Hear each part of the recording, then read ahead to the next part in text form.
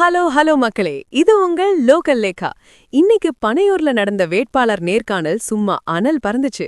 ஜனநாயகன் படத்துக்கு ரிலீஸ் சிக்கல், சிபிஐ நெருக்கடின்னு நாலா பக்கமும் செக்கு வச்சாலும் தளபதி இன்னைக்கு ஒரு ரியல் தலைவனா வேட்பாளர்கள் முன்னாடி வந்து நின்னுருக்காரு. இதோ அந்த 7 அதிரடி ரகசியங்கள். 1. தவேக தலைவர் விஜய் இன்னைக்கு பனையூர் அலுவலகத்துல 60 வேட்பாளர்களிடம் நேரடியா நேர்காணல் நடத்தி அவரோட அரசியல் பயணத்துல ஒரு பெரிய கியரை மாத்திருக்காரு. 2. சினிமாவை விட்டுட்டு வந்துட்டேன், இனி எனக்கு எல்லாமே அரசியல்தான்னு சொன்ன விஜய் தனக்கு நடந்த எல்லா சோதனைகளையும் சொல்லி வேட்பாளர்களை உற்சாகப்படுத்தியிருக்காரு. 3. ஒரு தொகுதிக்கு 3 பேர் வீதம் நேர்காணல் நடந்தாலும் ஏற்கனவே 50 வேட்பாளர்களை விஜய் சைலண்டா ஃபைனல் பண்ணிட்டதா ஒரு மெகா தகவல் ஓடுது. 4. பூத் கமிட்டிகள் பத்தி வேட்பாளர்களிடம் நேரடியா விவரம் கேட்ட விஜய், ஜெயிக்கிறது உங்கள் பொறுப்பு, வேலை செய்ய துணிஞ்சு நில்லுங்கன்னு அட்வைஸ் பண்ணிருக்காரு. 5.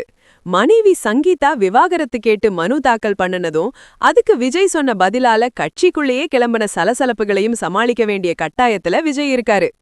6. ஜனநாயகன் படம் சென்சார்ல சிக்கினது, கரூர் பிரச்சனையில சிபிஐ நெருக்கடின்னு பாஜக தரப்பு கொடுக்கிற அழுத்தங்களுக்கு தளபதி இப்ப வரைக்கும் அசரல. 7. புசி ஆனந்த் உள்ளிட்ட முக்கிய நிர்வாகிகள் முன்னிலையில நடந்த இந்த மீட்டிங் தவேக தொண்டர்களுக்கு ஒரு பெரிய எனர்ஜி பூஸ்டா அமைஞ்சிருக்கு பாஸ். சுத்தி இருக்கிற எல்லா நெருக்கடிகளுக்கும் நடுவுல விஜய் இன்னைக்கு பேசின விதம் அவரோட படத்துல வர்ற அந்த ஒரு மாஸ் பஞ்ச் தான் ஞாபகத்துக்கு வருது. வெற்றிக்கு முன்னாடி வர்ற சோதனைகளை விட தோல்விக்கு அப்புறம் வர்ற துரோகம்தான் பெருசு. ஆனா எதையும் தாங்கிட்டு நிக்கிறது தான் தளபதியோட கெத்து பாஸ். தளபதி விஜயோட இந்த ஆல் இன் ஆல் அரசியலாட்டம் 2026ல அவருக்கு வெற்றியை தருமா, இல்ல இந்த சிக்கல்கள் அவரை முடக்குமா? கமெண்ட் பண்ணுங்க.